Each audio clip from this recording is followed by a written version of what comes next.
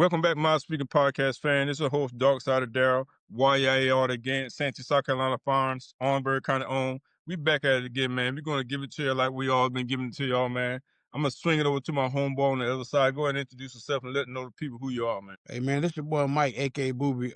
Choke yourself. Take your left, right hand and choke yourself. Before we get started, I wanna take the time out to send a special prayer out to my homeboy, of T. Walker, man. He's battling cancer. Some people might not want the information out, but sometimes you gotta put information out so that all the prayer people out here can pray for him.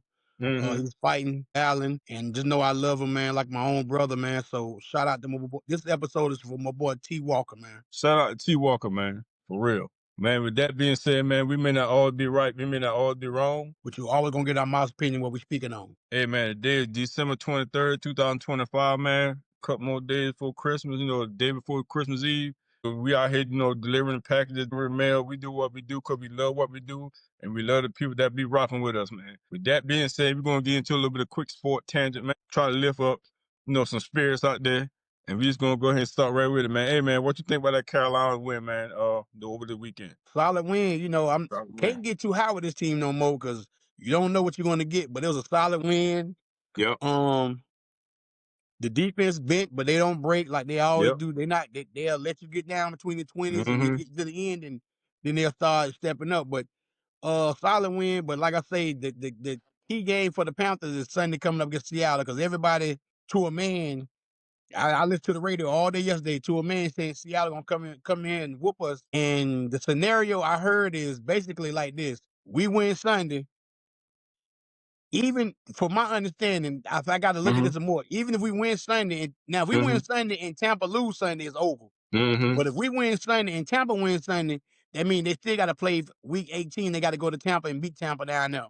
But first thing first, you got to take care of your business. You can't worry about what they're doing. So, just like anybody else, everybody think we don't have a chance. We have a chance against Green Bay. We didn't have a chance against the Rams. We didn't have a chance against some of these, potent teams. So my thing is, just like somebody, a quote always said a long time ago, they put their pants one leg on like I do. So I'm not gonna sit there and say a man gonna whoop me just because your record is 12-3. I'm not gonna just sit there and say you're gonna beat me. So you got to come whoop me. Hey, man, I'm telling you, the Panthers need to come in there, man, like Leonidas, man, like in 300s, man, Spartans, man. Hey, everything they throw against them, man, we just got to rise above, man, keep pounding, keep doing what we do, make crucial plays, run the ball, pass the ball, make sure that we got to score at least on every possession. If we don't if we don't get a touchdown, kick a field goal, we can't leave, no room to chance, to keep giving the ball back to Seattle. You know what I'm saying? Because Seattle got a top-notch defense. They do. We definitely got to make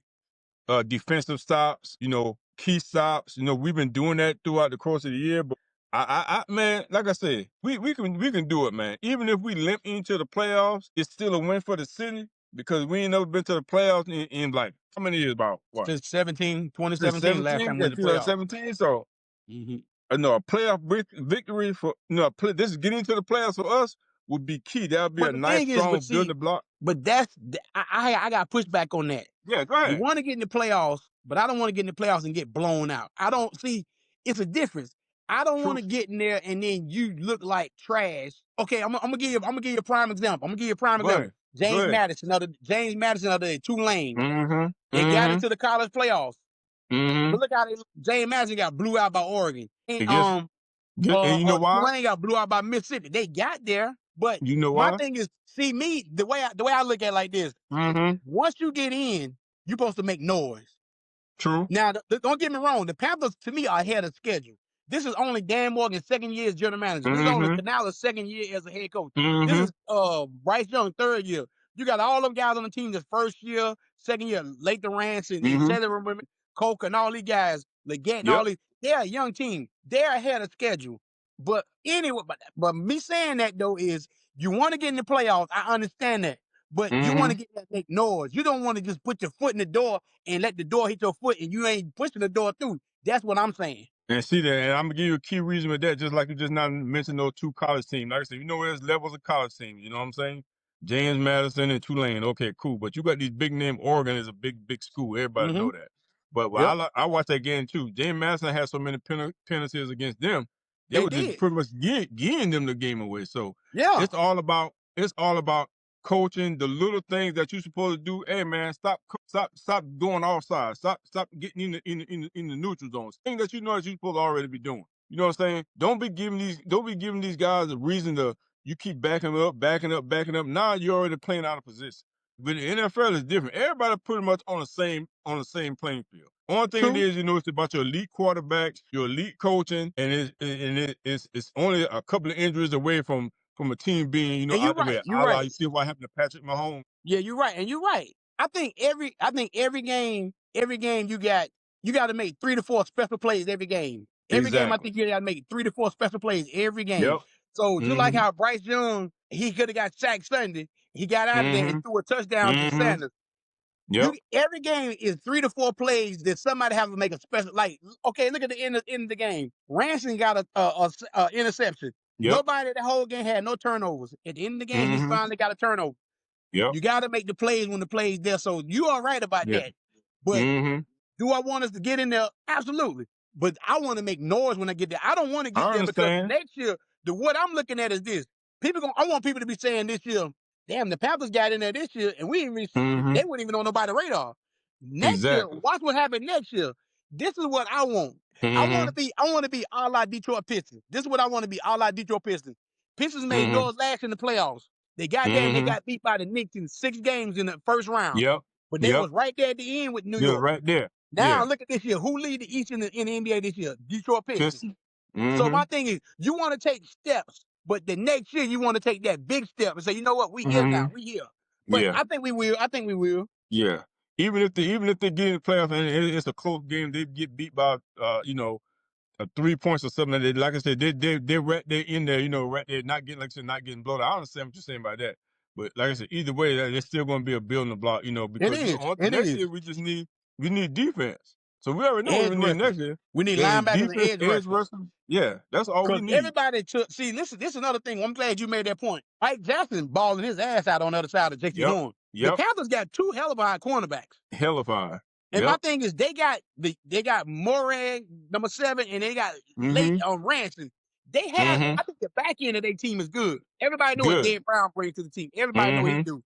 We need edge rushers. We need linebackers. Linebackers. Yep. I put it like this: if you give me, I keep saying Brian Burns, we had him, but you give me a Brian Burns on one side, this team would be devastating. Mm-hmm. But It like I just say, depends. You know what I'm saying? yeah, We probably ain't gonna get a Brian Burns. I won't say that, but it all depends on where we fall at in the draft. You know what I'm saying? And I who's ain't out talking about there. no. See, that's the difference. I'm not talking about draft. You got cap space. People don't know the Panthers got cap space for next year. They can go True. out there and get them a free agent. They can go find somebody who can come True. in because Nick Gordon is doing pretty good on one side, but you need another dog on the other side. You need somebody to help out on the other side. So you can go in free agent and find somebody who's already established. You can get people in the draft, but how often do you get guys come in the draft as a defensive end and just light it up soon they get there? But the reason why I'm saying that is because you got to think about, they're pretty not light it up in the beginning, but what I'm saying is you got to look at, that's when you got your scouting team in there. Hey, man, let's see what this guy's like. Let's see how his 4 years in college was. You know what I'm saying? Let's see if each year that he elevate each year. Now, you don't want to go out there and just be spending all your money, just to be spending money. Because you still got to play, you still got to pay, the quarterback, if you want to, give him a nice big contract, you know what I'm saying? You still want to have that little cap space to be able to do little different things if you need a mid-season trade or something like that, you know what I'm saying? So Yeah, but you need it. You need to upgrade your team though. And this is the true. time. You don't need a lot of pieces. You should be good at receivers. You should be good at running back. You should be good at everything on the offensive side pretty much. You need to solidify. You maybe need to solidify some more people on the offensive line, but you need to get your D line and your linebackers better. And I think they do that. I think the sky the limit for the team. But then, I wouldn't pay for an older guy neither. You know what I'm saying? Because you got the reason why I'm saying that, I'm gonna tell you who a lot of people that's looking old out here. Look at the Ravens. The Ravens look old. You got all them young guys over there at the Patriots. And they came through the draft. Patriots got a lot of young guys on their team, man. A lot of young guys on their defense. Milton Williams, the one the Panthers was trying to get from Philadelphia, he signed with. See, you got to sign some key components. Yeah, you got to sign something. Yeah. And my thing is, I'm not saying go spend 3-4 guys. Yeah. No. Yeah. You get an edge rusher And then in the draft, you go in the draft and you find you some line, but you gotta get you a premier edge rusher on this team. You got to. If you plan on keeping Everett as the defense coordinator with that defense that he runs, bend but don't break, he needs somebody on the edge can get to the quarterback. And to his defense, I think he probably looking at like, damn, my defense will work good if I got some edge rushers to get to the quarterback. He don't have that. So that's why the defense look the way they do, but it is what it is. Yeah, that's why I say I just don't want to spend too much money on a guy. You know what I'm saying? And then or too many. You like, hey, you can get this guy, but we need these many off of draft picks. You know what I'm saying? We ain't got time to be offering up no draft picks. So, but yeah, with that being said, then you got to look at the rest of the game. We had to look at I'm pulling up this little schedule right here, man. I'm doing a little blank, from last week or whatever. You got Seattle beating the Rams in overtime. This is a big thing. That was last Thursday night. That was a hell of a game. Yeah, last Thursday night game. You got Chicago beating Green Bay overtime. Chicago, it seemed like the last 2 minutes in the game, the Bears pulling it out. No, let's talk about that. Go ahead. The Bears winning. Caleb Williams.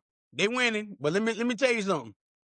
They been winning some crazy games. If anybody watched that Green Bay game, when they onside kick, they call what do they call it when they put the hands team in there, right? Yeah, put the hands team. How in the hell is you a receiver and the ball hit you and Dobbs don't pick it up and he fumbles it? Listen, you are called the coach puts his best 11 players out there who got the best hands when they onside kick. You know it's coming. You still fumble it that way. I'm like, bro. So I'm not saying Chicago not balling, but they getting some breaks going. They get a lot of breaks going their way. They get a lot of breaks. So the reason why Dobbs fumbled that ball because he went to the ball. He kind of like was letting the ball come. He let the ball play him. You go to the ball. Yeah, you can't do that. You got to go grab the ball. Man, listen. And then he laid down like he was hurt. Yeah, I know he's hurt. His damn feeling was hurt. Yeah, he was hurt. Yeah, his feeling was hurt. But yeah, man. Like let's talk about this. Go ahead. Let's talk about this Caleb Williams turnaround, man. With the coach, man, like a lot of people ain't seen this year, man. And he out there balling. I will be one. Yep. I will be one. I will be one too. Hey, he out there balling. He throwing the hell out that ball. He's throwing the hell out that ball. He go to show you. That just go to show you sometimes. That's what I was trying to tell a la Courtney. It can be your coach, whoever the head of your team is. When we had Bryce here, we had Frank Wright was the coach. Frank Wright was that boy killed. Now Ben Johnson came right into the first year he came in there just like a la New England. You got Vrabel over there and you got Ben Johnson. They went into their team the first year and they are both leading their division. Sometimes it's not the players. Sometimes it's the voices. It's the philosophy of the team.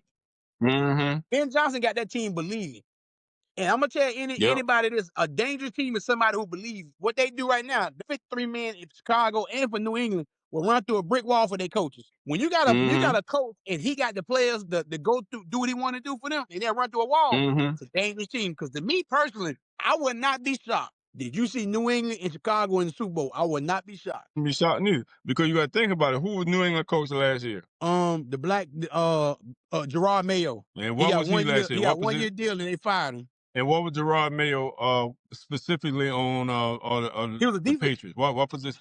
He was a linebacker. Defense, yeah. Defense, right? Yeah. He was defensive end, right? Yeah, just like Vrabel. Okay. So how can you get a defensive end, but Vrabel, but who they had as the offensive coordinator? Was it still? No, when Vrabel got the job, he brought in who the offensive coordinator last year? I can't remember. It was a guy that was on New England team. He was a New England player too. He was a defensive guy. I don't remember. I forgot what his name was. He was a defensive guy, but Vrabel came in. You can't be talking about Matt Patricia. That's who he was. Matt Patricia. He wasn't. Matt Patricia. No, Matt Patricia was. Offense. You sure? That's why Vrabel brought back in the other guy. Well, Vrabel brought in he brought in the dude with the little that was the coach for New England for Denver. He Denver coach. He brought him in Because he's an offensive player. He's an offensive coordinator. Hey, man, the other guy's the defense. He don't know about no offense. Why you got him coaching the offense? But Darryl, that's what I'm telling you. You making my point. Vrabel is a defensive-minded coach. You go get your offensive-minded, and I'm gonna call his name in a minute, but I'm gonna call his name with the little visor. Josh McDaniels. Josh McDaniels. Yeah. So when he went and got Josh McDaniels, I'm gonna tell you something about some people. Some people are hella fine offense coordinators, but they'll never be a great coach, head coach. Yep. Ryan McDaniels, when he went to Denver, he looked like he was lost out there. But you put him as an offense coordinator, he has a mind like no other. Drake May is playing out of his mind. Drake May, to me, if you want to be honest and you want to be real about it, Drake May should be the MVP of the league this year. He should be. Undoubtedly, he should be the MVP of the league. I agree with you. Can't nobody sit and Cause he tell out there us, balling. even though Vrabel took that team over, can't nobody sit and tell me they saw Drake May doing what he's doing right now. Can't nobody say that. No. Were they gonna be good? They'd It's be the better. offense. Everybody say, yeah, they'd be better, but not this good. Not this big. Yeah. It's all about who you got, coaching these guys up, man. You can't be having just anybody lolly dolly coaching these players up, man, thinking they're just gonna walk in there and things are gonna happen instantly. You know what I'm saying? It don't work like that. Yeah, it don't work like that at all. And we saw Tennessee beat Kansas City, it is what it is with that. Buffalo came, beat Cleveland. Yeah. And another tidbit about that game there, Myles Garrett needed a sack and a half to break Strahan's record. He didn't get no sacks at all. So now he got to play. He got a half a sack. Half a sack. Who? Myles Garrett. So he just need one sack to tie, I think. He got a half a sack, Sunday? He got a half a sack, yeah. I thought he had 0. I didn't think he get that. Okay. No, he got a half a sack. He just need one more to tie. I think he's tied, right? I'll break it. Is it tied? I think it's the tie. I don't know if it's a tie, Michael. Yeah. I don't know. I got to look it up. But yeah, he got a half a sack. He got 2 games to try to break it. But that's another thing too. No, it's going to have an asterisk on that because when Michael Strahan played, they might do it in 16 games. See, I don't remember. Because this is week 16 coming up, right? Yeah. This is week 16 coming up. But you still got week 17, so that's almost gonna have an asterisk. You got an extra game to get it, so I don't know. Gotcha. Yeah. But yeah, man. Philly beat Washington, so they clinch. It's gonna be some interesting football coming up in the next 2 days, in 2 weeks, man. I'm happy to see it. I'm happy to see that, like I said, the Carolina Panthers in the position that they're in. We need it for the city.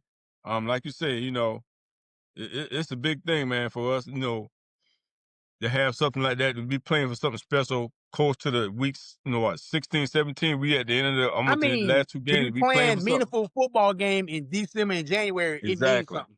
Because the last 5, 6 years, we was already trying to figure out what damn draft order we gonna be, what we gonna be picking in the draft. So now we're not even worried about the draft. But teams like Dallas, team like Dallas and we back then we like fishing for crappie, man. This time of year. Hey, it's a lot of them out there. Dallas was about one of the first ones out there fishing. Baltimore finna go be fishing. And they say reports, they think about getting rid of John Harbaugh. Yeah, I heard that. They're old, man. They're old. The defense is old, man. And let me say this. Let me say this real quick. About Lamar Jackson. I'm not a Lamar Jackson hater. I think Lamar Jackson is good. Personally, this is my opinion. Nobody else's opinion. I think Lamar Jackson better days are behind him. I really do. The reason I say that, he got kneed in the rib the other night, right? Yeah, but he got his back. But the reason I say this, a lot of people point to Joe Burrow. They say he always hurt. Joe Burrow ain't got no offensive line. Lamar Jackson offensive line 10 times better than what Joe Burrow is. Joe Burrow is back there getting killed.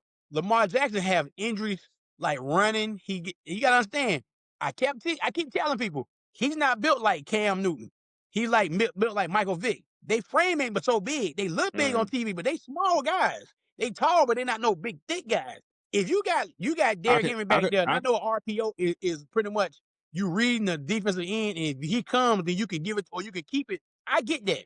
But if I got this big horse back there, number 22, Derrick Henry, I'm not putting Lamar Jackson in harm's way that he keep getting hurt, a la Jaden Daniels. I don't know why they keep doing it. My thing is, I don't know why they keep doing it. Until these guys realize that a running back job is to run, the quarterback job is supposed to be throwing. Here and there, just like Bryce Young had a couple of he bootleg this weekend, but he was catching people off guard. Yeah. Lamar Jackson do it a lot. Jaden Daniels do it a lot. They gotta stop doing that. You gotta use your running backs. Because you keep running these boys in this ground, you're gonna be just like Robert Griffin III. You're gonna test them, and like I say, once you start getting nagging injuries, your body will never be the same.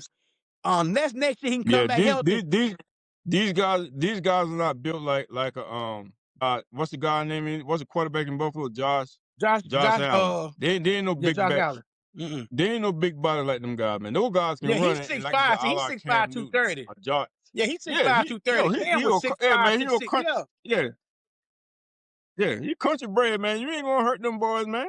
You bring them little scat backs in there like a la Jackson, a la like I said, even the Bryce, I don't like them doing, like I said, on specialized plays and design plays. But man, hey, get the ball to your running back, man. Don't be putting your quarterback in harm's way like that. Especially if you know they're already under 200 pounds, under a $180 at least. Nah, man, don't do that, bro. Don't even set yourself up for failure. But like I say, And see, the reason I say the reason and the reason. Go ahead. Yeah, the reason I say I know I heard you say my man in Cincinnati, Joe Burrow, but you got to think about Joe Burrow got elite wide receivers. Jackson ain't got nobody, man. Who back there? But Daddy, Who you throwing the ball to? Darryl, check this out. If you can't get the ball like that to them, I don't care how elite your receivers are. If your offensive line and Joe Burrow offensive line has been horrible since he's been there. And he still But he been getting the ball to them, and the elite receiver going to get open. But guess what? Get open. Miraculously, he's standing up throwing the ball. When he can't stand up, he's throwing the ball. So you need to get him some offensive line. They getting open. Lamar Jackson, I'm not going to sit and say Baltimore got the worst offensive line because that's not even true. He stay hurt every year. Every year. And I remember when we first got Bryce. I remember we first got Bryce Young. Everybody say, well, we scared he going to get hurt. He going on his third year. Tell me how many games has Bryce Young missed in his career so far? Besides him being benched. I'm talking about him being benched. How many games did he miss? He didn't miss none. I think maybe 1 or 2 from an injury, ankle or something like that. The time that my man got in there, the Red Rocket, I think he was out for a little because he was hurt or something like that. He hurt an ankle one game, and that was it. One game. As far as with those guys like Jackson and stuff, man, they ain't got no receivers, man. Baltimore never had a receiver, a wide receiver that was like, okay, who we got? You know what I'm saying? They ain't got no receivers on there. Zay Flowers he's a little third down scat back to me. But they got him as the number 1 receiver. He too small, bro. They got DeAndre Hopkins. Man, DeAndre Hopkins on his last leg, man. Come on, bro. He a third down back. Let's be real, man. Let's be real. Okay, when you see DeAndre Hopkins take the top off a game, the guys all right next to him. Now he gonna catch some catches. He gonna catch that ball you throw it to him. But he ain't got that breakaway speed. He ain't one of them ones that. But DeAndre was never a speed. He never was a speed. True. But he done. Hey man, he a little bit old in the tooth, man. It is what it is, man. Okay, who else they got besides him? Zay Flowers and DeAndre, and they got Lively. They got what's the other tight end? Well, that's the tight end. Yeah. But they catch that ball too though. So he got weapons. It's the thing is, see, my thing is he has weapons. He might not have no top-notch receiver, and sometimes you don't need a top-notch receiver. You just need. Let me start you something. As long as you got people who can catch the ball, that's all you need. You need one. You need at least one, bro. Somebody that can take the top off the team. You need at least one. Okay, let me ask you a question. Who on the Panthers take the top off the defense? T. Who? Mr. T. He ain't no burner. I ain't say he a burner, but he take the top off. When he going, they gonna respect that. I heard somebody say. I heard Steve Smith say this yesterday on the radio. What he say? You know how Randy Moss used to moss people all the time? Yeah. You saw on his highlight film when he was in college, he was throwing up, he was mossing people, right? That what you saw. Tell me when he mossed somebody so far this year. Tell me anybody.